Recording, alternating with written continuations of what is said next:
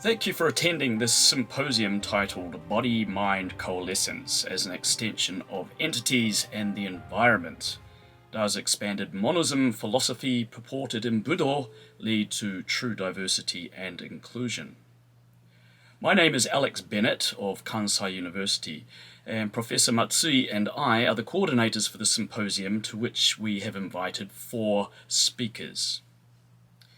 Allow me to introduce them. First up is Dr. Suzuki, who is from Chūkyō University in Tokyo and is an expert in philosophy. Dr. Suzuki will provide an overview of how modern philosophy evolved and lay the foundation for our discussion on diversity and inclusion. Our second speaker will be Dr. Yoshiko Oda from Kanazawa University. Professor Oda is an expert in Budo education, Budo meaning Japanese martial arts. Now, the theory of physical cognition introduced by Dr. Suzuki is not new in the world of martial arts. Dr. Oda will introduce the quintessential teachings conveyed in the martial arts for many generations to the present day, such as Shin Shin Ichinyo, or mind and body as one. Our third speaker is Dr. Ryu from Waseda University, also in Tokyo.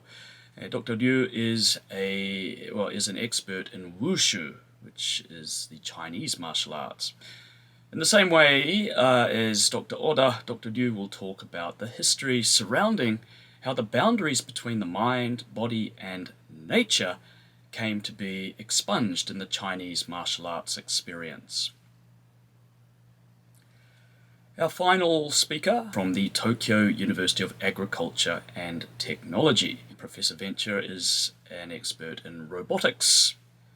So from the viewpoint of robotic engineering, she will explain how the development of robots, that's AI with bodies, has taken the same direction as human understanding of body cognitive theory. Without further ado, I'd now like to hand over to Professor Matsui, who will talk about what motivated him to come up with this particular theme. Konnichiwa. I'm Matsui Kantaro of International Budo University. I regret that due to the coronavirus, we cannot meet in person. But look on the bright side. This gives us a chance to have a meeting and easily share our ideas and opinions. Therefore, I'm glad to offer the video for free to anyone interested 2 weeks after its premiere. Please share the link of this video to whomever might be interested.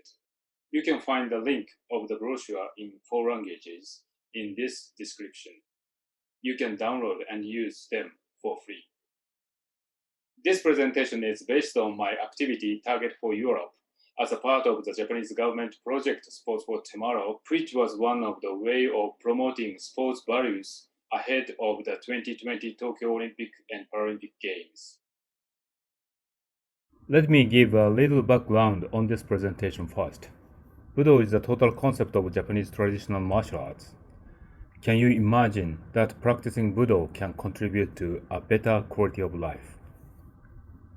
Historically, martial arts have their origin in the techniques that were used on the battlefield, and their goal was to defeat the opponent.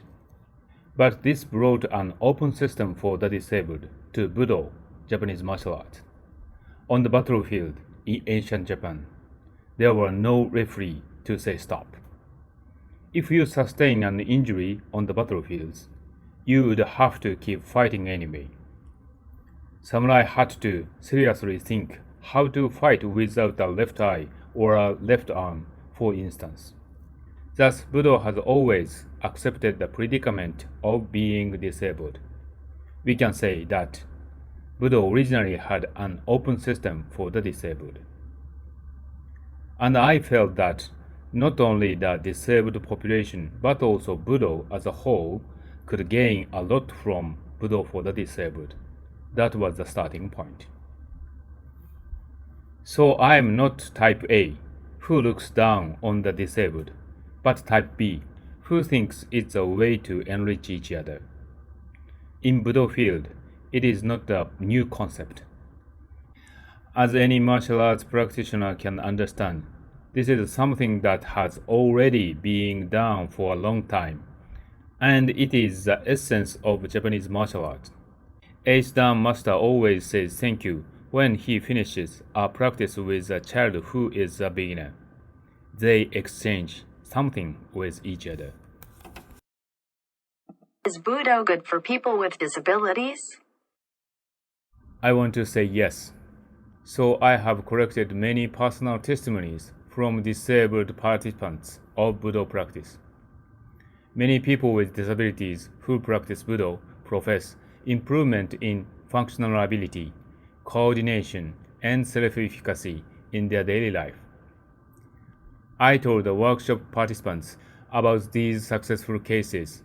For instance, one person was able to walk again after Budo training, or one person was able to regain their positivity after Budo training, and so on. But these are single cases. The most of disabled and their family members requires some scientific evidence in order to initiate practicing Budo. This is my daughter Sonoko. At the time this picture was taken, she told me, "Daddy, your hair has been receding. I will lend you my hair." And so we took this picture. My daughter is a mentally impaired child. As a father, I understand their doubt. Family members of the disabled have a history of trying many different methods without success. So they always doubt these things. This is a special case. Maybe this person has a special talent, and these methods are unfit for my child. I need scientific evidence. Of course, these are some methods that have a scientific explanation. For instance, for people with cerebral paralysis, judo practice is very good because it can help them regain walking ability through judo ukemi practice with medical doctor Murai Masanao without resorting to surgery. Namely, their feet are like the one shown on the left side, and through a lot of practice, they can alter their feet position to the one on the right picture. When we stand on our heels, we tuck our chin in, and vice versa. When we tuck our chin in, our ankle bend. When practicing ukemi, we always tuck our chin in. Dr. Murai used this postural reflex in cerebral paralysis children rehabilitation. Dr. Murai pointed out the effectiveness of judo practice compared to medical care. Anyway, I need general or common scientific evidence. Initially, I had envisioned a study which compared two large groups of disabled, those who practice Budo and those who did not. However, this experiment was never realized. There were three research problems. First, the number of disabled willing to participate in a scientific Budo study was tiny. Second, there are such a large of symptoms and conditions from the same disability. They are all categorized as the same disease, cerebral palsy, but of different types: wheelchair user, crutch user, and people able to walk by themselves. This makes designing large studies which usually require a certain homogeneity practically impossible. Third, it can take a very long time to see rehabilitation result. For example, it takes him 6 years to learn how to raise his left arm. I gave up on traditional large N-group comparison research and decided to carry out a single case study using a SSED. It has an ABA experimental structure to test the effectiveness of Budo-based rehabilitation. Period A, baseline measurements were taken 2 weeks before Budo training. Period B, during Budo training we took data twice a week. Period A, final measurements were taken 1 month after the end of Budo training. We could compare with no Budo training, period A, data, and Budo training period B data. In this experiment, we found 6 participants who had strokes.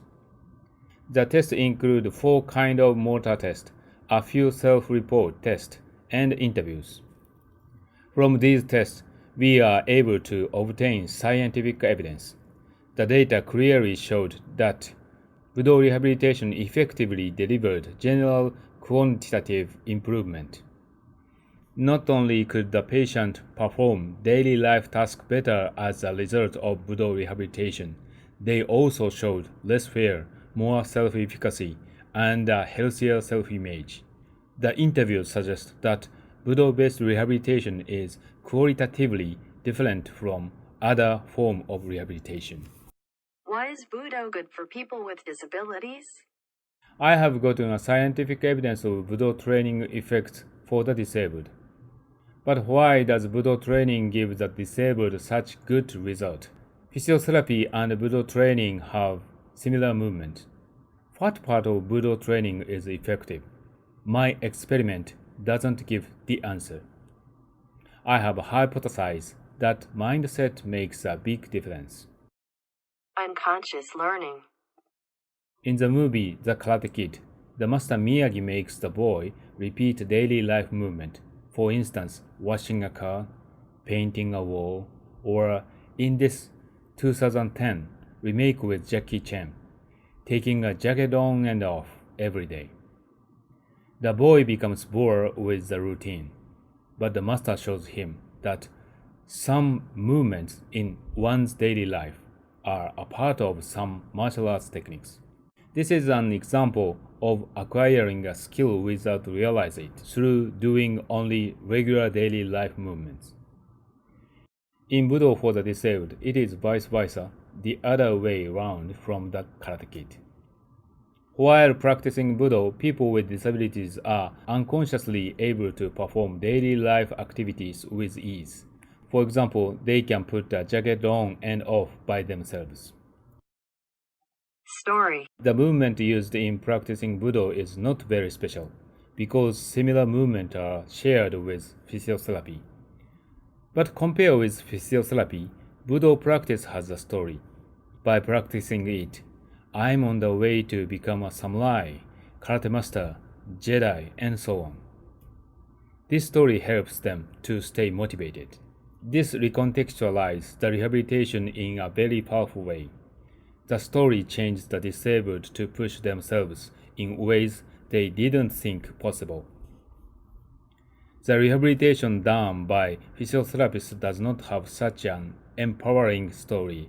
Furthermore, rehabilitation lets the disabled realizing I'm a disabled. So it becomes very boring for not only Jackie Chan's student, but also a person with disabilities. For this reason, I hypothesize that dojo Budo training place protocol of sit down, meditate, bow at the beginning and end of practice is very important. Now the next question of whether Budo for the disabled is good for Budo arises. Is Budo for the disabled good for Budo? Why should dojo accept intellectually challenged persons if they cannot respect some basic rules of behavior in a dojo? For instance, a hyperactive person moving and talking while the students are meditating in a dojo. But this is a good chance for other students in a dojo to train mental concentration techniques in such noisy surroundings. Parents of an autistic boy always feel bad when their son disturbs others. So I always tell the parents, today your son will be a good coach for other children. Please let your boy do what he wants to do. According to my experience, at first, students laugh at the person. But then the master tells them that if they wish to be a real samurai, they should try to meditate under such circumstances. Dojo students so far have been able to adapt fast, even within a day. Is Budo for the disabled good for Budo? Therefore, one of the answers is that the disabled bring us many things as well as great training opportunities. Many people with intellectual disabilities tend to be unable to change their schedule.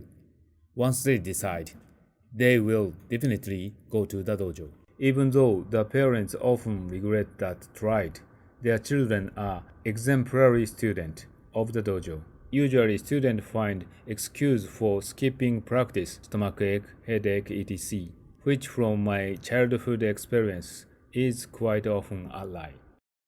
They give us new coaching methods. It is difficult for beginners to perform a tsuki, karate punch, with the rotate of the arms. Beginners tend to do it without rotating their arms like this. Learning to punch with the rotating of the arms is especially difficult for the intellectually impaired. In a specialized school in Toyama Prefecture, Japan, there was a teacher who was able to teach intellectually impaired students how to do it in a total of 30 minutes. I'll show you his coaching method. Please try it. Hold both your arms in front of you, right hand facing upward, and switch, switch, switch, switch. Well done, you are a genius. Practice day 1 is finished. Next day, start same practice. Hold both your arms in front of you, right hand facing upward, and switch, switch, switch, switch, swinging your upper body, switch, switch, and then you can punch naturally while rotating your arms. When students with intellectual impairment get more than 2 instructions, they get confused and cannot perform all of them. This method uses only one instruction, switch. This method is for students with intellectual impairment, but this is also very good for the beginners and elders. Here is another curious case. Ordinary people believe that a blind person cannot practice kumite, freestyle fighting of karate. The person on the left is a blind track and field Paralympian. He practices kyokushin, full contact style karate, in which the distance to the opponent is shorter than in a traditional style no contact karate. So he can touch the opponent's hand, and he can get information of the opponent's motion from the opponent's hands. His signature technique is standing with his guard down, tricking the opponent into initiating a kicking motion, then grabbing the opponent's leg and performing ashibarai, which means kicking the leg on which the opponent is left standing, and then finishing it all with a punch. I told this story one of the dojo masters, and he made a new sensor training. Those boys in his dojo practice karate blindfolded. The boy on the right initiates a high kick motion, so the boy on the left assumes a guarding position. The boy on the left uses his sense of hearing to recognize that the boy on the right is attempting a high kick. We have a tendency to mostly rely on visual information. Therefore, we are controlled by clues in one's motion. This kind of training enables students to realize the importance of all of their sensors. They make us act as a true martial artist. The circumstances help us act as a true martial artist. A true martial artist is concerned not only with keeping tradition, philosophy, and ways in which their masters have practiced, but also with developing new techniques. Ordinary people believe we need to give advance to the disabled because of their weaknesses. But there are very strong Budo practitioners with disabilities. For instance, one armed student of International Budo University became a kendo champion. I asked him, "How come you are so good?" He pointed out 3 reasons. Because he has only a left arm. 1. Therefore, no one can hit his kote, right arm wrist, since he doesn't have one. 2. He controls his shinai, bamboo sword, using one arm. Jodan no kamae, higher position, So his reach is about 30 centimeters longer than ordinary person's one, which is controlled with both hands. 3. To attack kote men. It means right wrist and head. Ordinary person swing shinai 4 times. 1, 2, 3, 4. But he swinging only 2 times. 1, 2. His rhythm is different from other 2 beats. They make us act as a good coach. Please watch a karate performance by a cerebral palsy person who used electric wheelchair. He tries breaking a wooden board with a punch. 座りです。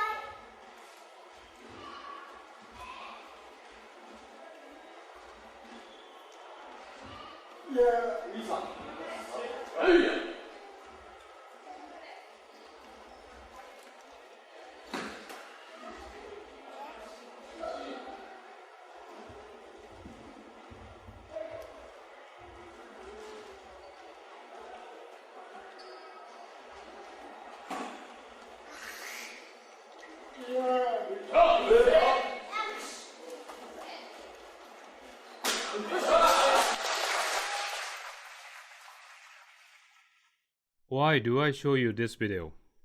Would I like to say that kind of person can perform this? No, never. My question is, would you have wait for him to finish? Were you able to stay attentive during the entire video? I couldn't. When I first got this video, I shortened it for my presentation. At that moment, I realized myself I wouldn't be a good Budo instructor. All of the people in the dojo wait for 2 minutes 56 seconds for him to finish. Why can't we wait just 3 minutes? This dojo succeeded in building up his self-confidence by waiting for him for almost 3 minutes. This attitude is good not only for the person with disabilities, but also for all the students in the dojo. I believe that there is a beneficial relationship between the person with disabilities and Budo, because Budo for the disabled is not only for the disabled, but also Budo too. It means that Budo for the disabled enriches life and improves the quality of life of all practitioners, whether with disabilities or not. Of course, I stand on the scientific field. I agree that the objective data is of great importance when it comes to gathering of scientific evidence. But I would like to mention that don't satisfy yourselves only with the figures in Excel files. A subjective feedback from the disabled and their families is a thing we should be taking into consideration as well. In my presentation, I always use the term Budo for the disabled. I was recommended that I use the term Parabudo instead of Budo for the disabled, but this was unacceptable to me. There should not be a label such as Parabudo only for disabled practitioners, because Budo has been for everyone since its beginnings. This is the correct attitude to have. If I were to change its name, I would use Budo for everyone instead of Budo for the disabled. After this presentation, my colleagues and myself will have a symposium titled Body-Mind Coalescence as an extension of entity and the environment. Does the expanded monism philosophy purported in Budo lead to true diversity and inclusion? I hope this presentation will act as a bridge to the symposium. See you then, hopefully. Thank you very much. Thank you, Professor Matsui, for that introduction, positing the inherent link between martial arts and disability. Now, Professor Matsui is one of the leaders in the field of promoting Budo as a vehicle for inclusion, where all people can participate and learn from each other. It was in fact Professor Matsui's idea to hold this symposium, and he outlined the motivations for the theme in his presentation. We now call upon Professor Suzuki to go a step further and introduce various philosophical considerations. Hello, my name is Yuda Suzuki. I teach and do research in Chukyō University in Japan. My main interest is in the philosophy of mind and action.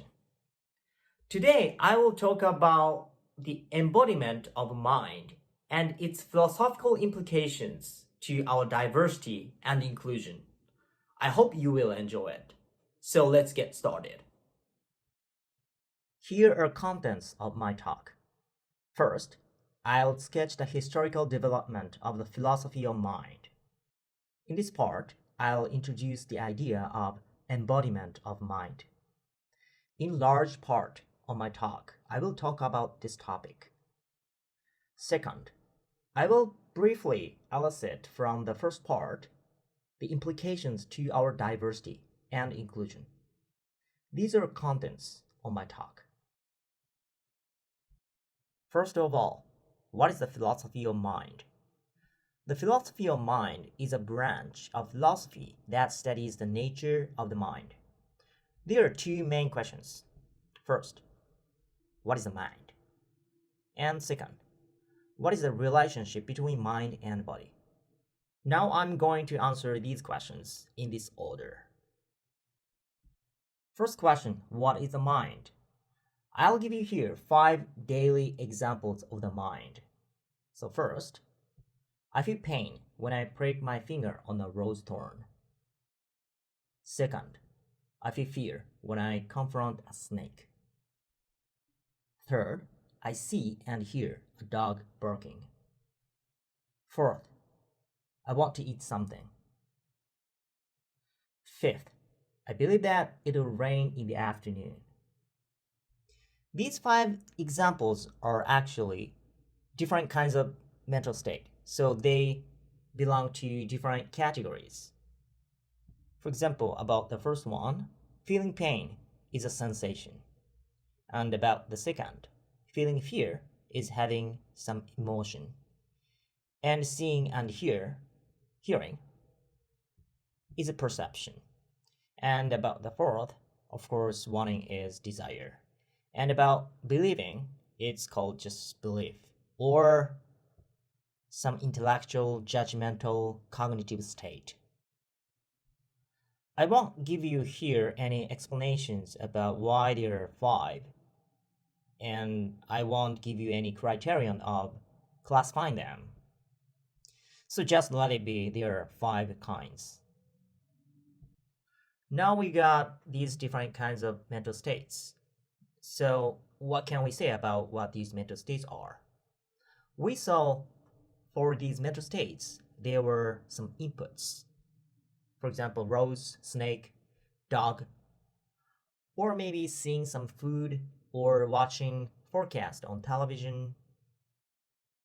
And minds are something that receiving these inputs produce other outputs, usually behaviors. For example, running away from the snake or dog, or eating a hamburger, or taking an umbrella with you. So you can say minds are some kind of function. Function means something which receives an input and produces an output.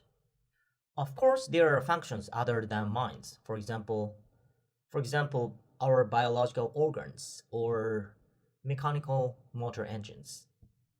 So we need actually further characterization to mental states, but here let's put it aside. So let's just accept that minds are certain kinds of function. This is a common idea many contemporary philosophers admit. So minds are not something isolated or self-contained, but something related to the external world and our bodily behaviors. So we are briefly done with the first question, what is the mind? So let's move on to the next question, what is the relationship between mind and body? How are minds related to bodies? Let's here have a rose.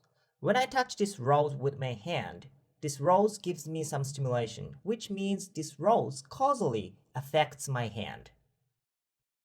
And then my hand causally affects my sensory nerve cell by sending some signal. And then my sensory cell causally affects my brain. And my brain finally somehow produces some mental state, which means I feel pain. And this pain somehow causally affects my brain again. And my brain causally affects my motor nerve cell by sending some command about how to move my hand. And this motor cell causally affects my hand so that my hand moves in the way that I pull it away from the rose. In this causal series, the part above is the input line and the part below is the output line.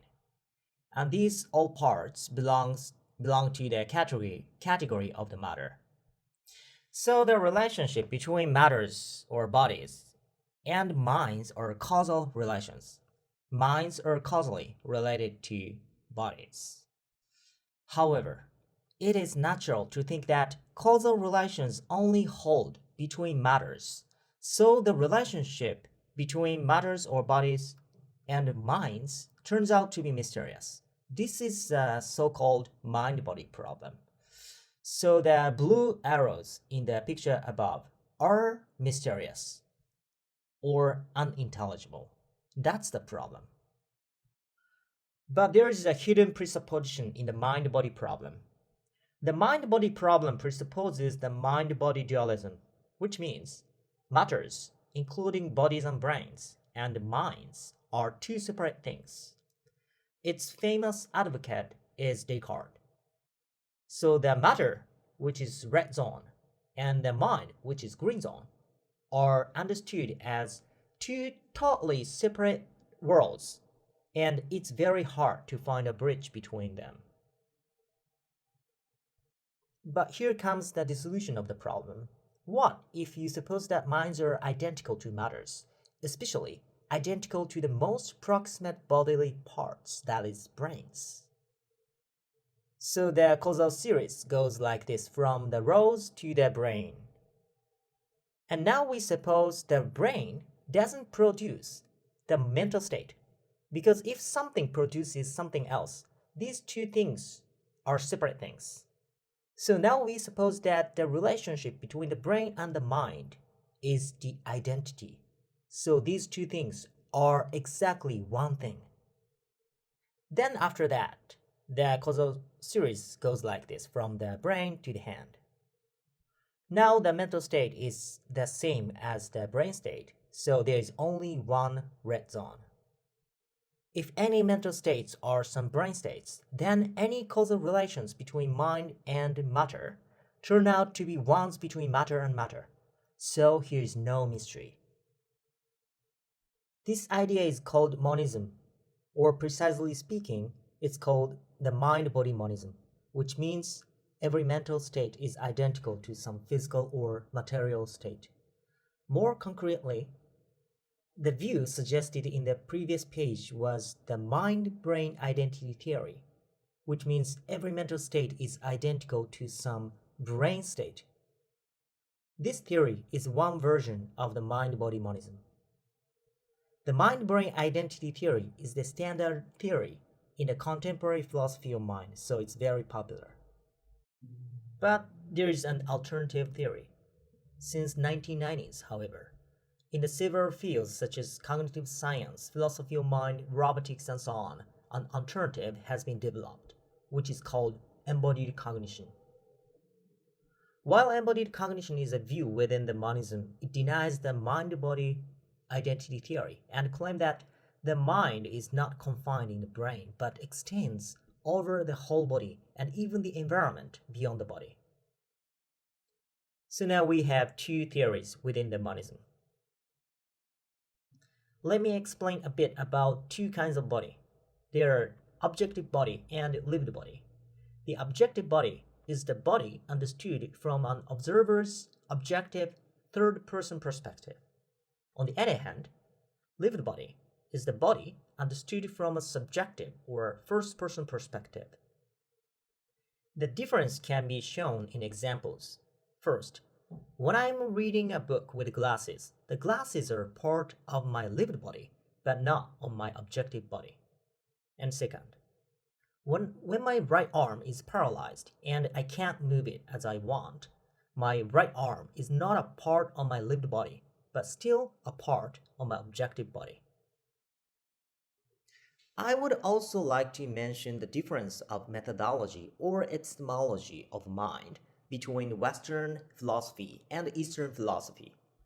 Roughly speaking, in the Western tradition, the approach to mind was the introspection.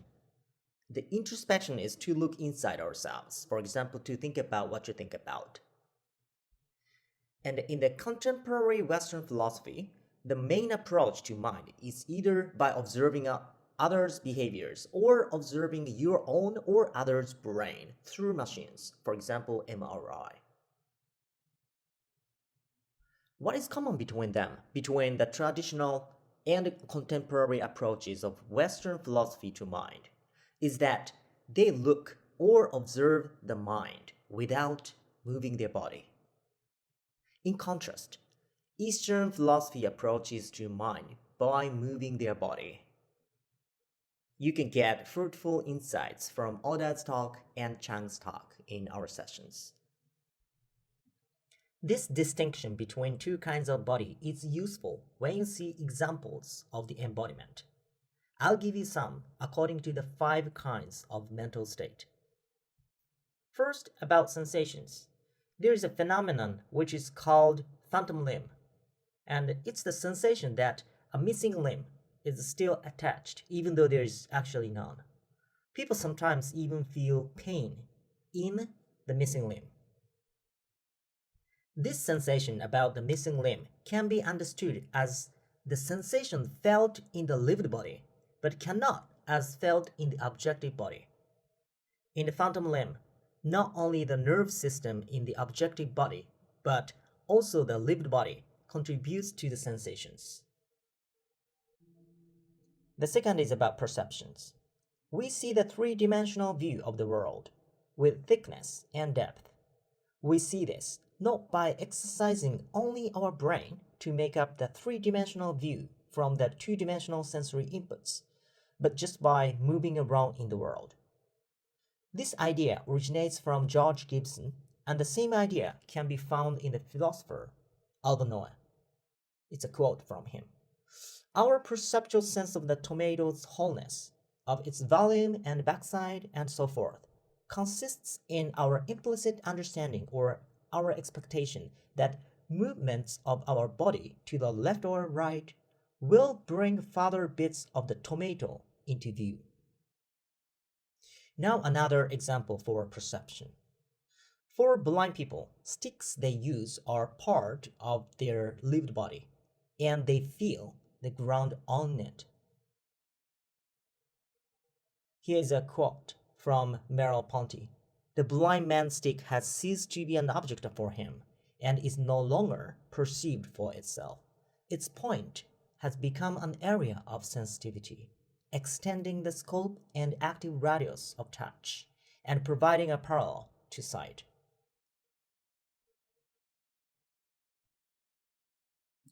Third examples are about emotions. Can we feel any emotion if we just have our brains? It seems to us that we feel emotions in our bodies, not only in our brains, and we need them to feel any emotions. But unfortunately, I haven't developed my idea about the embodiment of emotion in detail enough yet, so I'll just here make do with some quotation. The point here is that we feel emotions not only in our brains, but also in our bodies. If I'm depressed by some bad news, I can feel that in my body. If I'm elated by good news or buoyed up by an impending challenge, these are feelings and moods that I feel bodily. If I'm angry or fearful or happy and comfortable, these are emotions that I feel bodily. Moreover, all of these aspects of embodiment shape the world I perceive the world. If I'm depressed, the world seems depressing. If I'm elated, the world seems promising. If I'm hungry, as William James noted, an apple appears larger than when I'm satiated. Fourthly, about desires.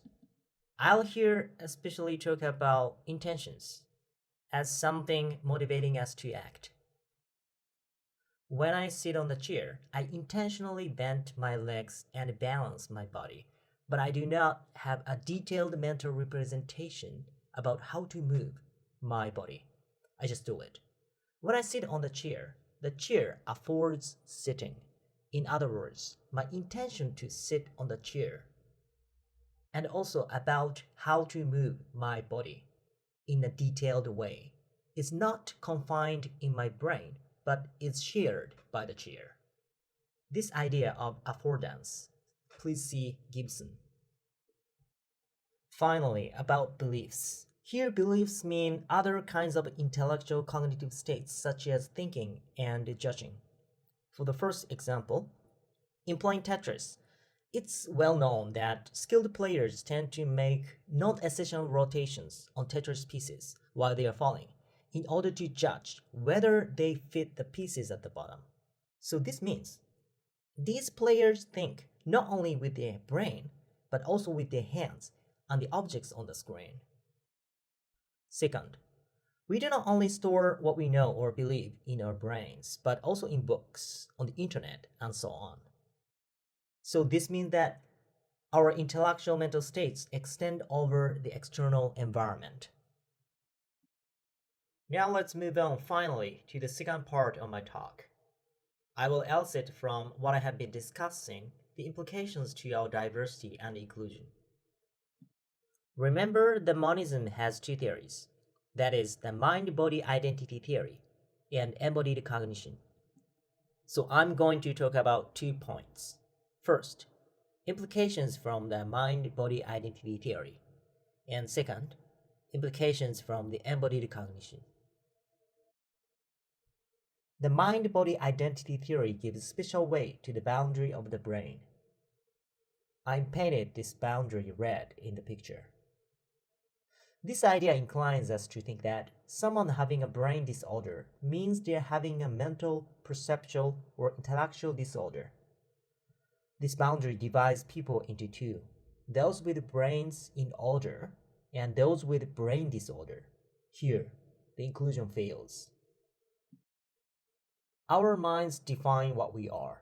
So if our minds are our brains, according to the mind-body identity theory, we are brains. Even outside the brain, however, a bit of us can be found. That's our body.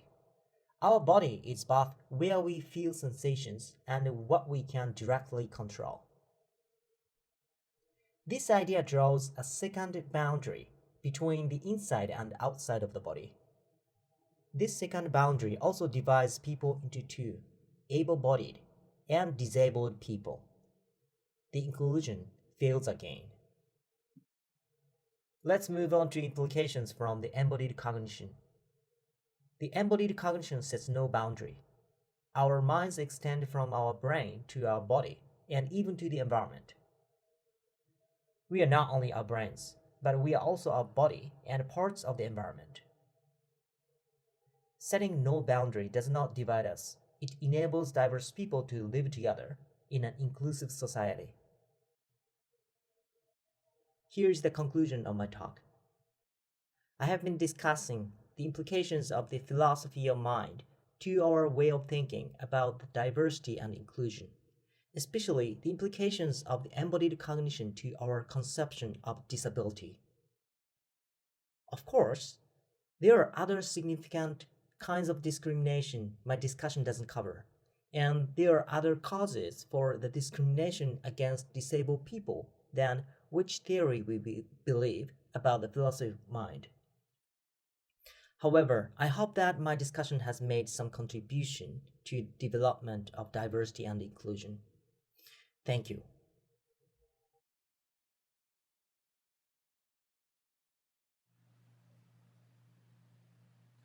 Thank you, Professor Suzuki, for your presentation on the philosophy of mind and body and the implications to diversity and inclusion. Professor Suzuki explained in easily understandable terms what the mind is, what its relationship to the body is, the theory of mind-body dualism promoted by Descartes, mind-body monism, embodied cognition, and very important to our discussion, the two approaches of the mind in Western and Eastern philosophy, or approaches to the mind and body. Ultimately, Professor Suzuki tenders that the Western mind-body identity theory inherently leads to non-inclusion, whereas the Eastern trope, described as embodied cognition, sets no boundaries and is naturally inclusive. Now we call on Professor Yoshiko Oda to present on theories of mind and body in the traditional Japanese martial arts. Hi, hello. This is Yoshiko Oda from Kanazawa University. I'd like to talk about the body and mind oneness in Japanese martial arts by an analysis of Yuasa Yasuo. And here is the topics. 1. The characteristics of Japanese martial arts. And 2. Mind and body oneness. 3. The death-dealing sword. And the life-giving sword. 4. What is Shugyo? Lifelong self-cultivation. And 5. Kinetic meditation, Jogyo Zanmai, in Buddhism. So here, I'd like to talk things based on the book, The Body, Self-Cultivation, and Ki Energy by Yuasa Yasuo. And here is the keywords, Shinshin Ichinyo, that means body and mind oneness, and also Japanese Budo, martial arts, or sometimes we choose the words martial ways. So, but especially for me, one of the Budo is Kendo. And also here, Shugyo, self-cultivation. And I am one of the Kendo practitioner. I have practiced Kendo over 40 years. And do you know what it is? And what is kendo? Kendo is a type of athletic contest in which practitioners wear kendogu, which is protective armor, and use shinai, it's a bamboo sword, to strike each other.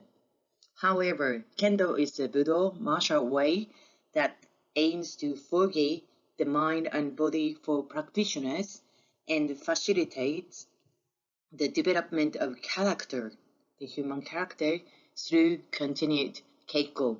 Keiko means practice. We use those words especially for Budo. And here is very interesting picture. And they are high school students, and they are having a match here, but he is doing kendo, but usually we never jump like this. But he was fighting against the girl, she is doing naginata. And also he has two shinai, that means he was doing nito. And this is also one of the history of engagements you can see. So I will start. Number 1, the characteristics of Japanese Budo. Those ideas are from Yuasa, and Budo seems to be about the idea of kinetic meditation, which is Buddhist practice law, and through physical exercise training, it would be a goal in Budo in general to reach the state of Zammai or Mushin. So what is Zammai or Mushin? I will talk later. And in the center of the state of the body movement, the center of calm, immovable, which is always called Zammai or Mushin, can be found.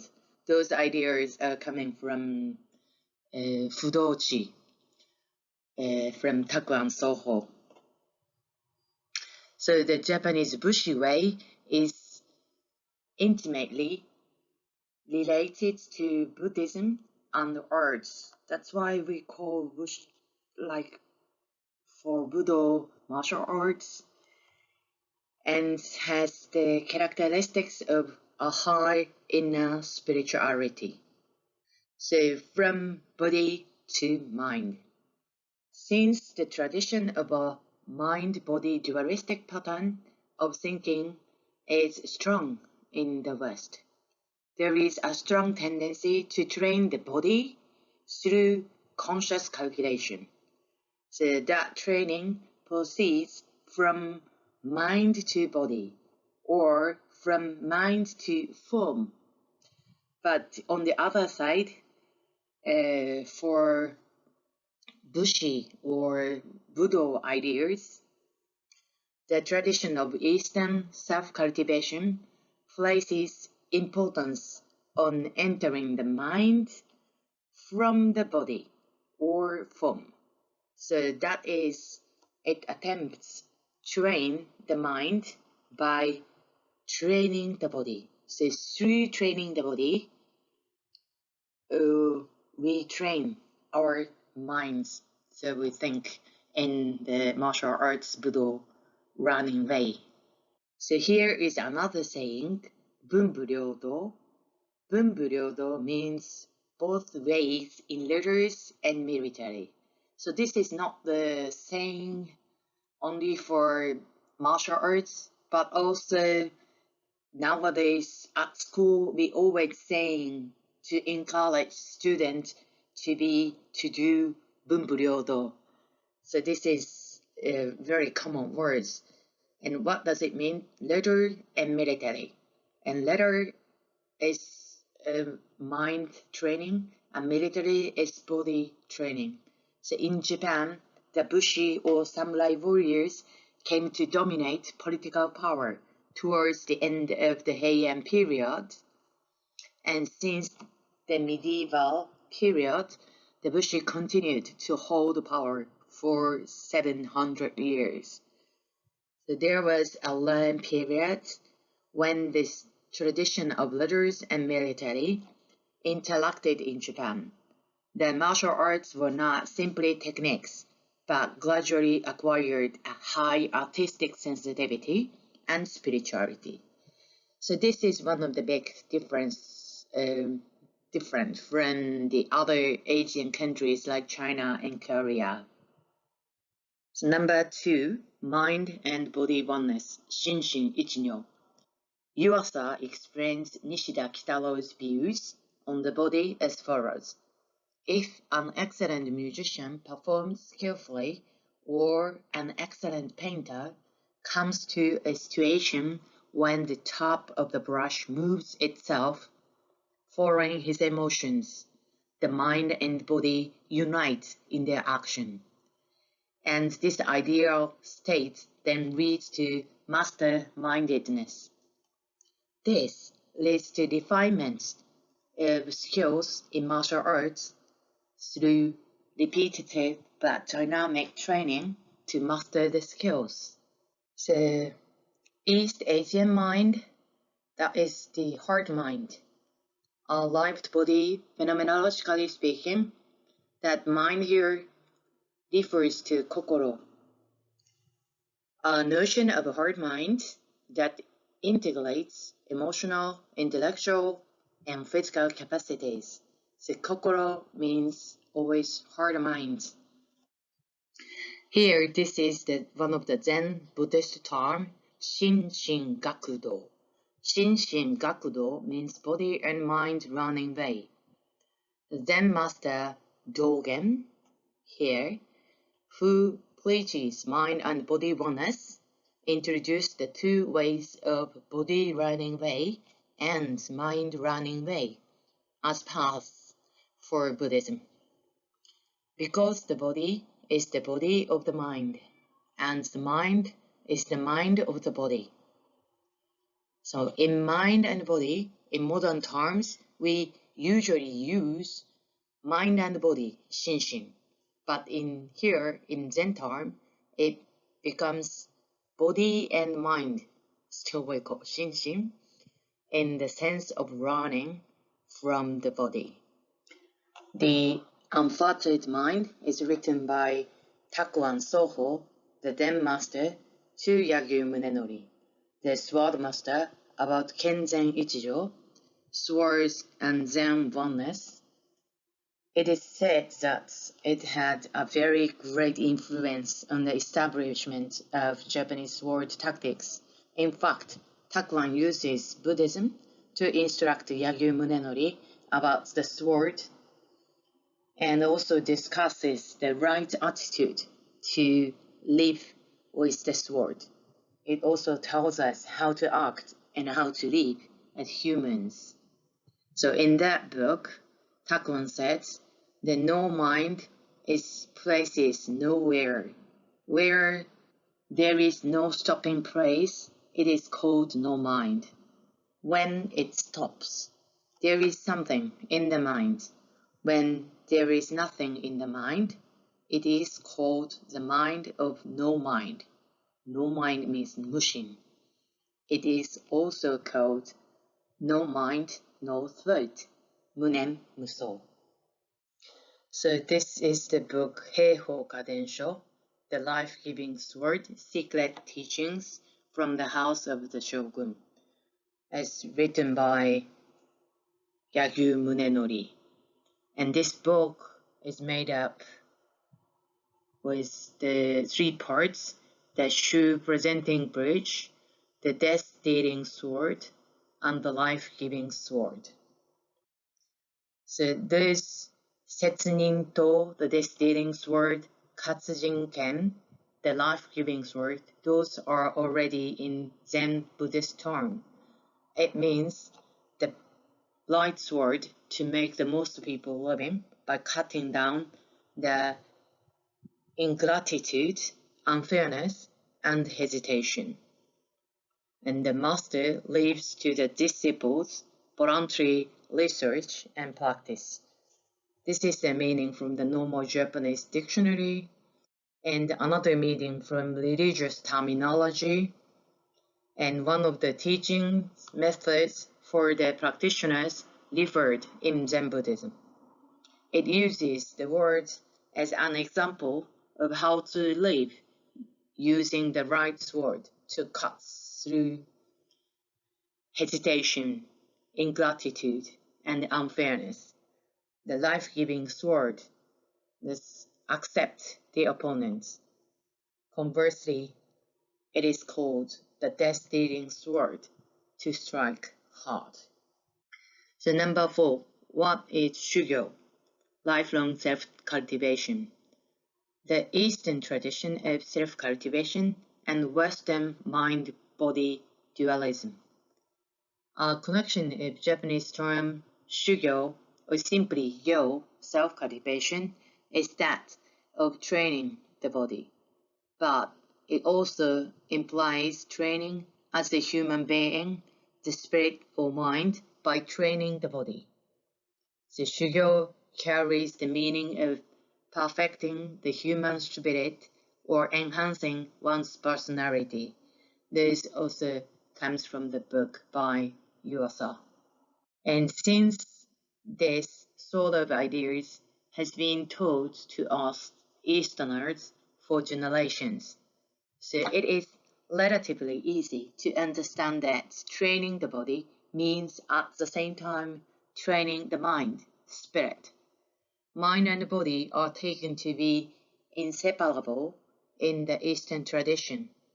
So, training the body has been given positive meaning and value as the technical meanings of enhancing the spirit and personality. Number 5, static meditation and kinetic meditation. Historically speaking, it was during the Heian period. Buddhist cultivation methods were appropriated on a large scale in Japan. There is a book called Makashikan, which is valued in Tendai Buddhist. It was written by Chinese Tendai master Chigi and deals with self-cultivation method and medicine. And Chigi distinguished 2 cultivation methods. One is Joza Zammai, the meditation method that keeps sitting. And the other is Jogyo Zammai, the meditation method that keeps walking. And so, Shugyo is self-cultivation, it's a kind of training for Buddhism, and they try to train to do Shugyo by keep sitting, static training, and keep walking, kinetic meditation. So they use their body here towards to and try to reach to Zammai, the calmness, to walk to their heart mind. So here is the conclusion for me. The unconscious of Budo and the conscious of modern sports. Training in Western sports aims at developing the body capacity and does not include spiritual meaning, the mind's capacity. This also comes from Yuasa's book, and I know nowadays it's changing. On the other hand, the original goal in the Bushy way is to develop mental or spiritual capacity. The function of the unconscious is most clearly manifest in the activity of emotion. The Buddhist cultivation method of meditation in motion is originally designed with the goal of strengthening the analysis between consciousness and the unconscious by controlling unconscious emotional functions. So practice is keiko, practice to control the mind or control the emotion. The sword was originally a weapon. The martial arts, with their initial purpose of opposing and conquering others, underwent a change to the technique of conquering oneself, and further to the technique of harmonizing with others. so as to become one with them. So the last, you also said, the most truly important thing for human being, the act of enhancing one's own mind and heart, while nurturing the soul with harmonize with others. So I can say what he is saying is like same as Kano Jigoro. At the end of his judo practice, he says Jita Kyoe, that means mutual prosperity for oneself and others. So this leads to same idea, I think. Thank you for your kind attention. Thank you, Professor Oda, for introducing the characteristics of Japanese Budo as a form of kinetic meditation, or shugyo, which means ascetic practice, seeking elevation to the spiritual plane of sammai or mushin, similar to and in fact greatly influenced by Buddhism, in particular Zen Buddhism. Again, as was introduced in Professor Suzuki's talk, Professor Oda draws a distinction between the Western mind-body dualistic pattern, where training proceeds from mind to body, vis-a-vis the Eastern experience of training the mind by training the body.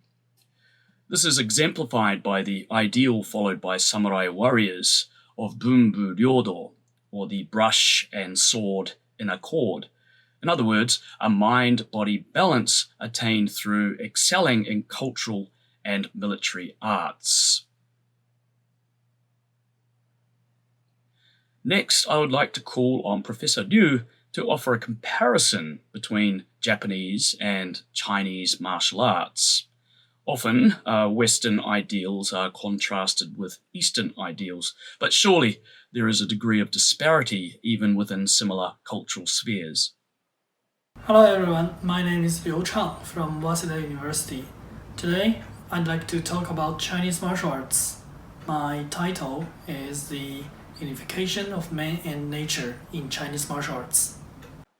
I will discuss the following 5 topics. The first one is definition of Chinese martial arts, also known as Wushu, made in 1988. Number 2. Main idea of the unification of man and nature. Number 3. The unification of man and nature in Wushu. Number 4. The relationship of body and mind in Wushu. Number 5. The ideal state of Wushu master. When we talk about Chinese martial arts or Wushu, we may think the following things.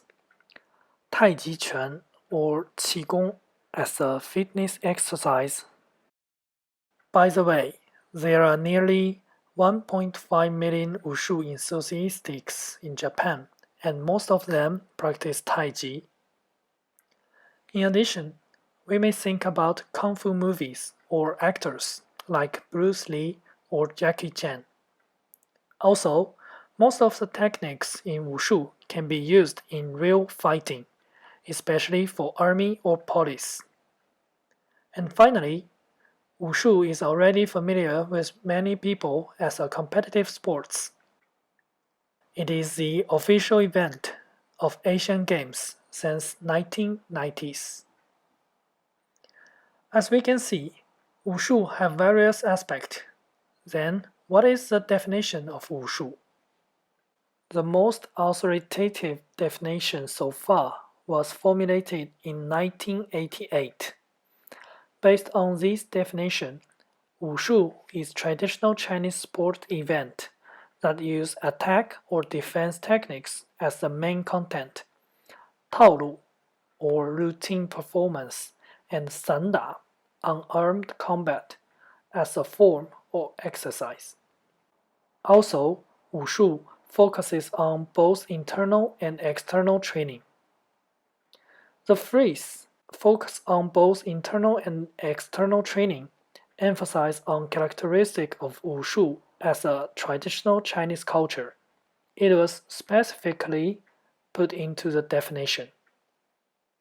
Here we come across a problem, which is what is internal and what is external. In the textbook of Tai Chi, which was written in 18th century, we can find the following contents that emphasizes the combination of inner and outer. The so-called San He are the combination of mind and awareness, qi and strength, tendons and bone. They are inner San He. The combination of hand and foot, elbows and knees, shoulders and hips are outer San He. In the textbook of Liu Hequan, another style of wushu formulated in 18th century, we can find similar contents. Also, in the textbook of Xing Yiquan, a famous style of wushu, things are same, only the order is different. Here we can find inner usually explained by replacing words such as mind, awarenesses, qi, or strength, while outer refers to the part of body such as hands, foot, elbows, knees, shoulder, or hips. Many styles of wushu put emphasis on the combination of inner and outer. Behind this is the influence of the thinking about the unification of man and nature. The issue of how to perceive the relationship between nature and human beings is a major theme in the history of Chinese thoughts. The main idea of unification of man and nature includes the following things. First, human philosophy, ethnic, politics, and other social phenomena are direct reflections of nature. Second, nature and human beings do not conflict with each other, but are originally one. Human beings should pursue harmony with nature. In China, Confucianism, Buddhism, and Taoism are the three main philosophical schools. There are many key points of opposition between them, but all of them do not deny the view of unification of man and nature. And this kind of thinking influenced Chinese martial artists a lot. How wushu keep in harmony with nature? One of our examples for outer approaches is 象形拳, or animal imitating boxing. This school of wushu imitates the form and movements of animals, with the stress on the hitting features of their movements and actions, such as snake, mantis, monkey, eagle, tiger, crane, and so on. Also, there are lots of wushu movements named after the image of animal. Here are some typical movements in Taiji, Bagua, and Xingyi, three famous styles in Chinese martial arts. All of these movements can be used in real fighting.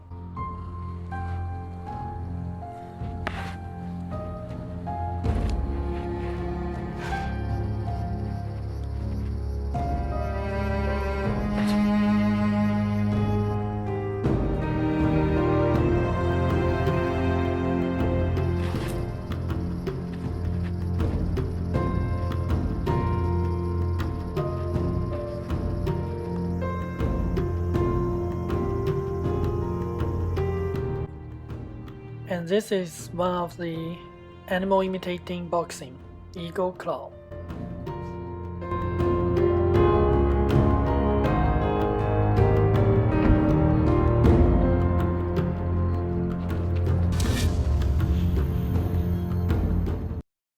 In addition, many styles of wushu pay attention to the time, location, and even direction of training.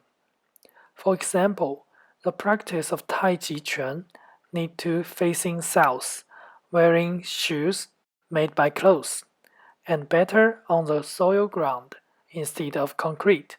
This is believed to be able to absorb more of the essence of nature from the source of feet. This kind of approaches to the unification of man and nature in Wushu can be concluded as the outer approaches. With outer approaches, martial artists manipulate their body to learn to adapt the nature or imitate nature. While there is another kind of approaches which emphasize the importance of mind and its relationship between qi. In traditional Chinese culture, especially in Taoism, qi is believed to be a vital force forming part of any living entity. So, qi is a key concept that connects mind and body, and even nature. Let's back to the unification of man and nature in Wushu. How does the ancient Chinese martial artist emphasize the mind? Many textbooks of Wushu put emphasis on the importance of mind. For example, 练兵实记 is a book about practical military training, written by General Qi Jiguang during 16th century. In this book, it is said a person has mind before he is present. Qi radiates outside, but the root is in the mind. Training mind, your qi will be stronger. Another book written in 17th century named 手臂录, which is a textbook about spear and broadsword. In this book, it said, it's easy to use technique, but it's difficult to control the mind. All limb operation goes through the mind. What is more, 耕于胜记, a textbook about cudgel, spear, broadsword, and crossbow, and 拳经拳法备要, the attack and defense techniques of Shaolin styles Wushu. These two books also emphasize the importance of the mind. Actually, for the ancient Chinese, the mind is the organ of thought activity, and its action is thinking and consciousness. Just like Mencius and Guanzi said, exhaustive or governing the mind is the premise to control the body. It is one of the means to achieve the unification of man and nature. Therefore, many martial artists not only emphasize the mind, but place it in more important position than body. Which means, in order to have a stronger body, one have to training their own mind at first. Then, here comes a question. How to training mind? Luckily, some textbook of Wushu give us an answer. A paragraph about the spear techniques in 技校新书, a military manual written in 16th century. It is said, when mastered, the mind forgets the hand, and the hand forgets the spear, and it is smooth as well as never stagnate. Also, in the textbook of Chen-style Taiji, it is said, by thousands of practice, the truth will revealed. Let's back to this figure. In order to have a stronger body, one have to training their own mind at first. While, in order to training the mind, we have to enter from the body. As a result, training the body means training the mind at the same time. This kind of thinking is similar with Japanese Budo that Professor Oda just introduced. Finally, let's see what the ideal state of Wushu master through Zhuangzi's fable. In Zhuangzi's book, many highly skilled people are depicted. One of them is a hunchbacked old man catching cicadas with bamboo stick. When someone asked about the way to catch cicadas, the hunchbacked old man replied as follows. The cicada is a clever little insect. It would fly away at merely rustling of the leaf in the wind. To catch cicada, one must, first of all, train in one's hand to hold a bamboo stick without shaking. Put several pellets on the top of the bamboo stick and do not fall off. Also, one must be attentive when catching cicadas. Don't think at all of the vastness of the universe, nor do look at the numerous things around. Only see the two wings of cicada. And finally, standing under a tree, just like half of the tree stump, with your arm stretching out like a part of withered twig. The way that this hunchbacked old man catching cicadas, just like the process to the unification of the man and nature, pursued by Chinese martial artists. The first step refers the training of body. The second step refers the training of mind. And finally, unify yourself with nature. There are many similar fables in Zhuangzi. What these fables have in common is that they all emphasize the relationship between body and mind, and they also emphasize the harmony with nature.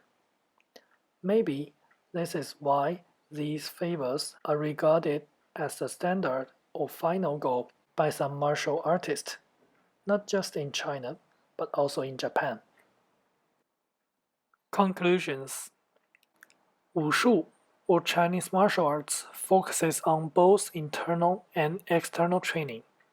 This is mainly affected by a major theme of history of Chinese thoughts, which is the unification of man and nature. The main idea of the unification of man and nature is the natural and human being do not conflict with each other, but are originally one. Human beings should pursue harmony with nature. In order to achieve such idea, Chinese martial artists manipulate their body to learn, to adapt, or to imitate the nature. They also emphasize the importance of mind. The relationship of body and mind are circulated and unified. And finally, based on Zhuangzi, the ideal state of Wushu master always emphasizes the training both on body and mind, as well as also emphasize the harmony with nature. Thank you for your kind attention. Thank you, Professor Liu. Taking the example of Wushu, Professor Liu described how the Chinese martial arts seek the unification of humanity and nature.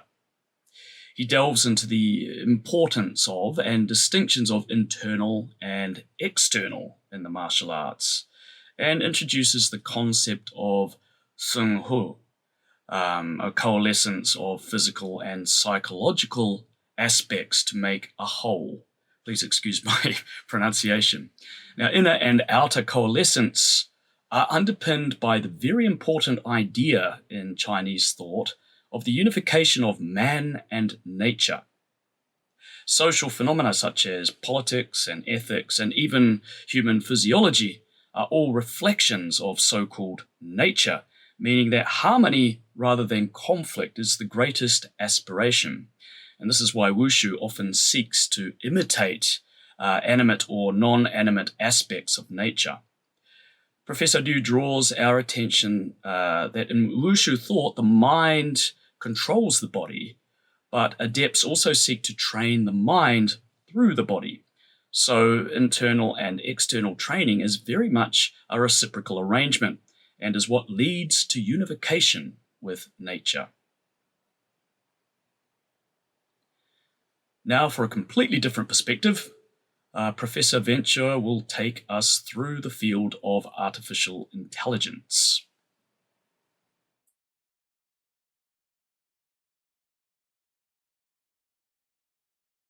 Hello everyone, my name is Jensen Venture. I'm a roboticist with Tokyo University of Agriculture and Technology in Japan. And today I would like to talk about embodied intelligence and more particularly, artificial intelligence. As you know, artificial intelligence, AI, is often a disembodied intelligence. It is emotionless, senseless, and based on optimization. This is exactly the case with the system AlphaGo, who is a Go player which has only a brain, but it doesn't have a body. So it can beat human at strategy, but it cannot actually move pieces on a board. Artificial intelligence is also sometimes embodied, but it's embodied in a centralized way.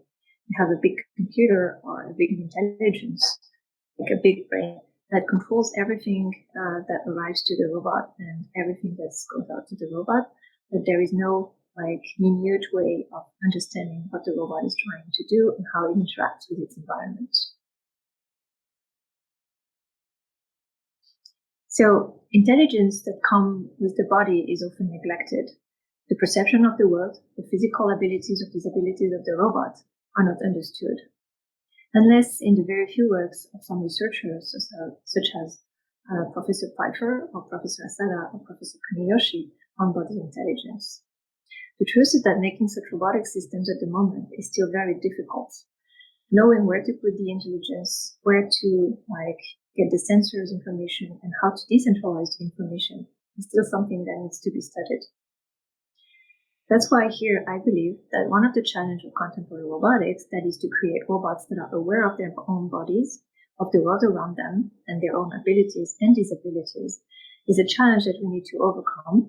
And it's something that could gain from the learning from martial arts.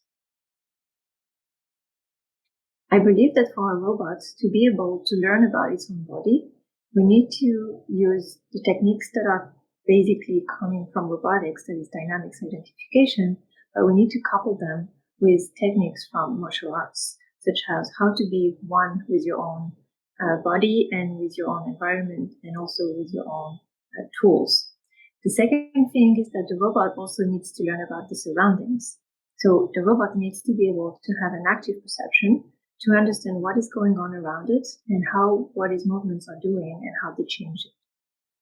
And the third thing that the robot needs to have is a robot that can control its response and predict how this response is going to be perceived. This is what we call affective control. Without these three items, I believe it is impossible to create an embodied intelligence that also is a decentralized intelligence. In order to achieve these 3 points, I think that it could be decisive and really important to pair humans with robots, or to pair robots with humans, because we can gain in embodied intelligence, for example, by using human resources directly for sensing or decision-making and control. This is, for example, the case for remote controlled robots, or using the human senses to take a decision, or using the human to control directly the robot. But one other way where we could be doing some interesting pairing between human and robots is by improving the human body performances. Indeed, we could use robots to assist or to enhance the human body. These are the field of, for example, rehabilitation robotics and assisted robotics, but also enhancements, which is at the boundaries of transhumanism, by creating augmented humans where we don't have only one entity, which is the human, and one entity with the robot, but really by merging the two together. And that would create a world of very diverse creatures where human, nature, and robot can merge all together. So we're pushing the boundaries of martial arts philosophy where human and nature are one, but I believe that the machine could also merge with the human and the nature together. How to do that, I don't know yet, and I'm not 100% sure this is really feasible in a concrete way, and that's why I would like to discuss that further with you today. Thank you very much for your attention.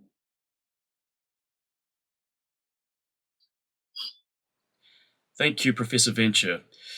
In her presentation, we are informed of how artificial intelligence is able to perform physical tasks, but as of yet, we do not have the technological know-how to impart intelligence that comes with physicality, such as perception of the world and awareness of their own bodies. Interestingly, she postulates that the martial arts could hold numerous clues for overcoming these technological hurdles. And furthermore, Professor Venture considers the possibility of I guess you could call it a wushu-esque unification of human nature and robots.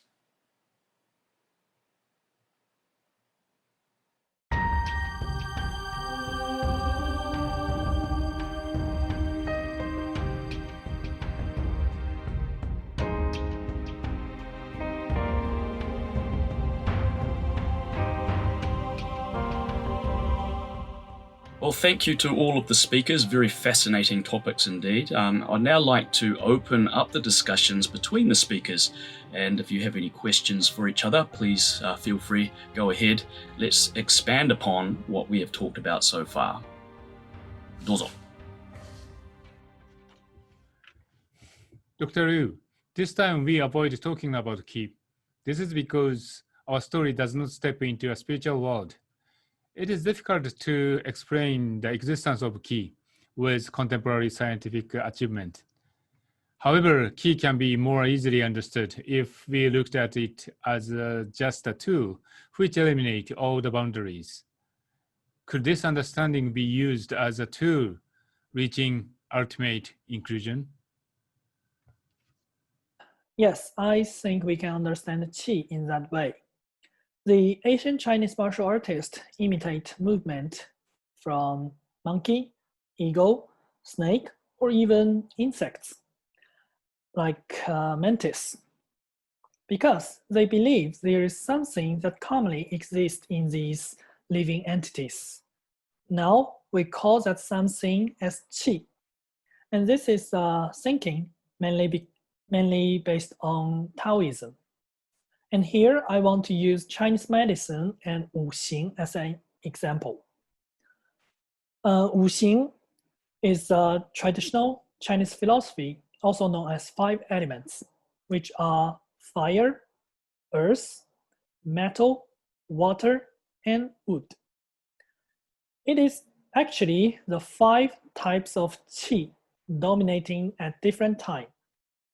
In Chinese medicine, the heart belongs to fire. So if your heart is weak, then the doctor may give you the medicine that helps your liver, because liver belongs to wood, and wood nourishes fire. Also, the medicine may contain something that suppresses kidney, because kidney belongs to water, and water overcomes fire. So we can see it is about balance. So just like Professor Matzi says, I think we can understand qi as a tool to eliminate the border of our body or even to the environment. So here, I have a question for Dr. Liu Chen. From your presentation, I was really surprised to find that the content written in the old Chinese martial arts book, Kiko Shinsho, and in Takuan's Fudo Chimyodoku, Unfettered Mind, were almost same, very similar. So could you realize that? And also, could you explain a little bit how it comes at that time? And another one, I felt that in China, there is a similar idea to Japanese mind and body oneness, Shinshin Ichijo. So then what is the relationship between mind and body oneness and Chinese idea, the unification of man and nature?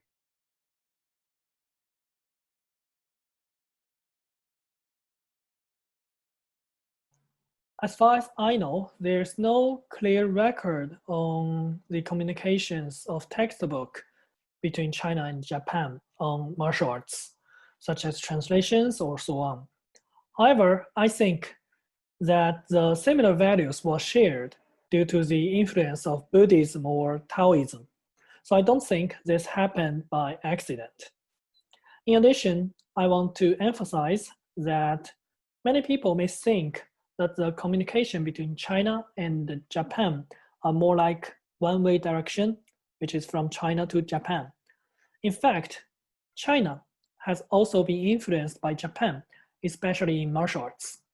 For example, there's poems about prizing Japanese swords in Song Dynasty, which is 11th century.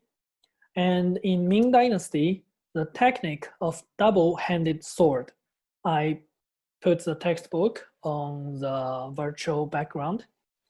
This kind of double-handed sword was learned and introduced to the army of Ming through the battle with Japanese pirates or wako during 16th century. So again, I think this problem is not accidental. Behind it is the complicated mutual communication between China and Japan.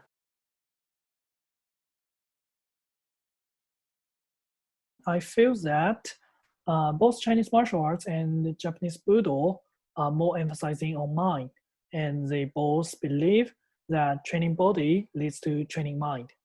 And this is a way to achieve the pursuit of harmony. And so I think there are much more similarity between the two martial arts. And when it comes to the relationship between mind and body oneness and the unification of man and nature, here's what I think. Chinese martial arts also have the same idea with Japanese Budo on mind and body oneness.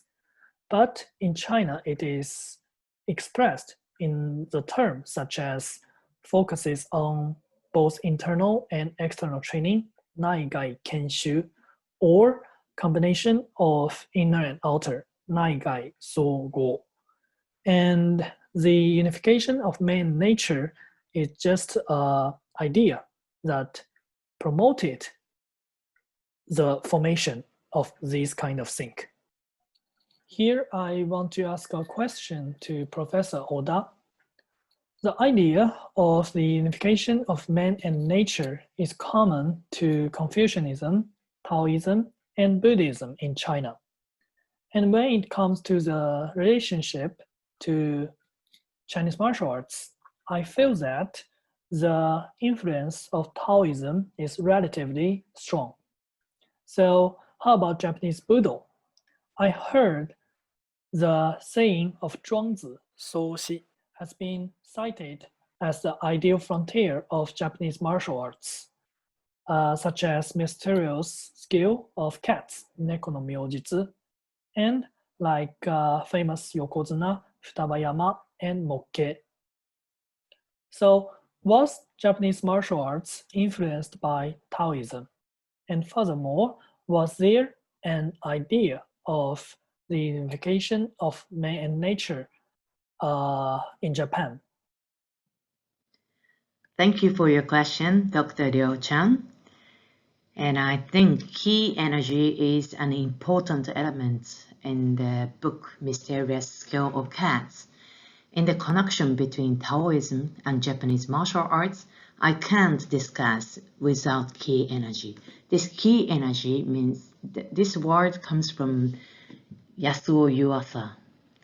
And in this book, the tiger-haired cat has trained his key energy.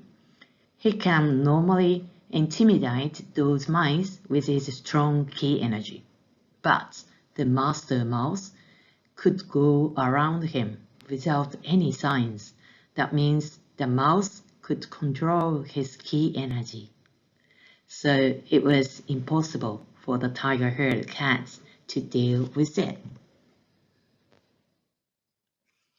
An old cat as a cat with innocence and nature, if the cat could forget himself, forget things, and return to nothing. It forms the harmony of key energy in nature. This is another story in the book.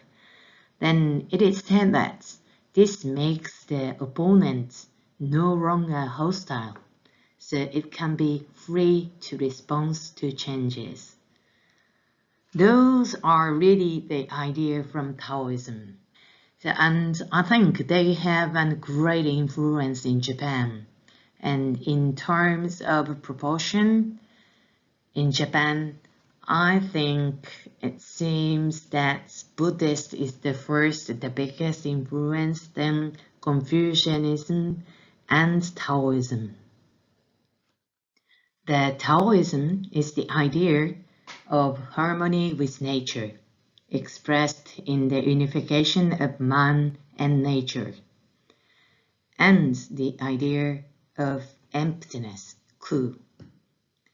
This emptiness, ku, of Taoism naturally connects to the nothingness, mu, of Buddhism, I think. Hello, I'd like to ask one question to both Oda-sensei and Ryu-sensei. You two are saying that in martial arts, the master's mind and body are the one and the same thing. They are united. Of course, I like that idea. But here, what I want to focus on is the other field than martial arts. This same person, of course, has some everyday life. They open doors, and they walk with their luggages, and they even use cell phones. And there are other kind of person like me. I have never done any martial arts before, but still I open door and eat foods, and I can even try to do any martial arts. But since I'm not good at it, so maybe I think about what I have to do during the lessons. So my questions are about these two examples.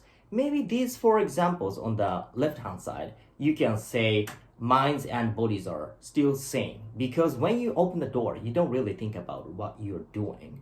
But in these two examples, you think consciously about your body or cell phone.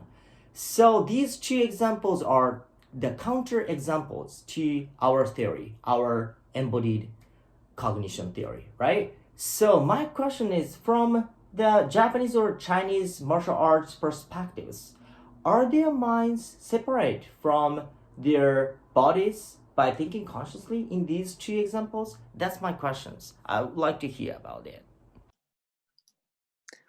Thank you for the interesting question. From my point of view, I don't think their mind are separate from their bodies, because when a person doing something else that he or she doesn't familiar with, they must use consciousness to manipulate their bodies. But since the mind and body are unified, so when a person is practicing skill, he or she is practicing its mind at the same time. And that kind of mind practice will in return promote his or her skill. So I prefer to think the mind and body oneness as a kind of process rather than a result. And in addition, I want to address one thing, that is, maybe everyone has a different understanding of mind and body oneness. In Zhuangzi, there is another fable about a famous wheel maker. He says, in making wheel, if I proceed gently, that is pleasant enough, but the workmanship is not strong. If I proceed violently, that is toilsome, and the joints do not fit. If the movements of my hand are neither too gentle nor too violent, the idea in my mind is released. But I cannot tell how to do this by the word of mouth. There is a knack in it.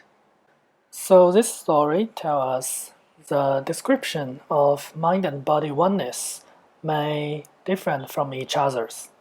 And that's why many wushu and Kung Fu master always says, follow your own heart, or don't think, feel.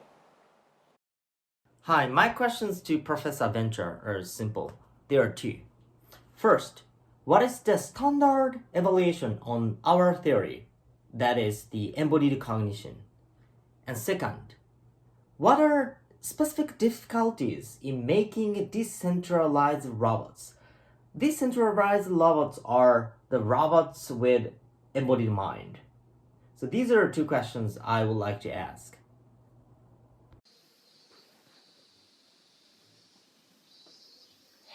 So to answer the question of the representations and how artificial intelligence or robotics is dealing with this, I think it's important to consider that even in robotics there are not one school, there are different trends, and they are evolving as the technology evolves. So one thing that was probably trendy 10 years ago might not be anymore, just because the technology has enabled things that were not possible before, or things that were thought not possible before, or left aside, but now that are possible. So for example, when we think about cognition without representation, I usually think about deep learning. Deep learning is something that started to exist in the 80s, and because the technology was not really there, neural system, artificial neural networks were not very efficient. The programming also has made a lot of effort and improvements as well. But in the 2010s, because of the new hardware capabilities, and in particular GPUs, it has been possible to use neural networks, artificial neural networks, and then deep learning to do very complex things. And that's why we have deep learning now pretty much everywhere. In terms of representation, one of the roboticists that was really a pioneer, that was thinking about a world without semantic representation, was Rodney Brooks. And in his paper in 1987, Intelligence Without Representation, he really described something that is for me of crucial importance, but that I believe that my community, even if it is from our community, is not really well aware of. So there has been trends to reproduce the human way of doing, and assuming that humans have a centralized way of thinking. This is a very Cartesian approach of thinking, which assumes that the human has everything centralized in the brain, like I was presenting before, and all the decisions are taken there, and the body is just something that acts but has no way to think by itself. And the approach that Brooke was proposing in his paper really blurs the representation, and it builds layers of action in deep learning. So it's really here why I was saying a pioneer there. And it really opened the robots to a diverse way of behaving. So in many cases, people will claim that without a semantic representation in the world, the robots won't be able to communicate with us. It's because, again, thinking in a Cartesian way, if the robot doesn't behave like a human, the human doesn't understand the robot. And when we say behave like a human, it's behaving like a normal human, right? And in most cases, it will be behaving like a white man. So the need for representation was assumed by the fact that we can only see the world one way, Cartesian again. And I think this is probably wrong to think this way. And again, this thinking says that we human can only communicate with people that are communicating in the same way that we are, which also I think is wrong, because we can communicate with other people from other language, from other places, or with maybe animals, or maybe plants, or with other things and other creatures, without actually using the same semantic or using the same language, whether it is verbal language or behavioral language. And so for me, this idea that robots should behave like human and have the same semantic representation is a very conservative way of thinking, which is human centrocentric. Everything is around the human, And this approach is totally against, in my opinion, the basic principles of Budo and that of inclusion.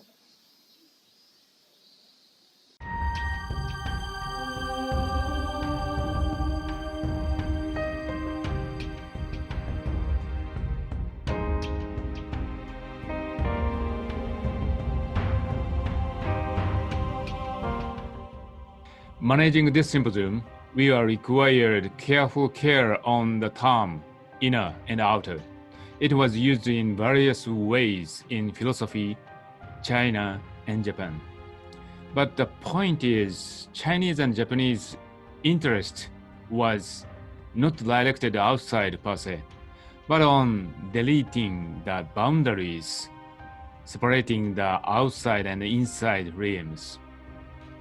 They wanted just to eliminate boundaries which are between body and mind, body and circumstances, circumstances and mind. In Budo Japanese martial arts, the importance of Taitoku was emphasized. The meaning of the Chinese character is body and game. Students are not allowed to ask some questions to their mentors. They practice repeating forms. There is a history associated with corporal punishment, so it is considered harmful. But I think its importance should be rediscovered.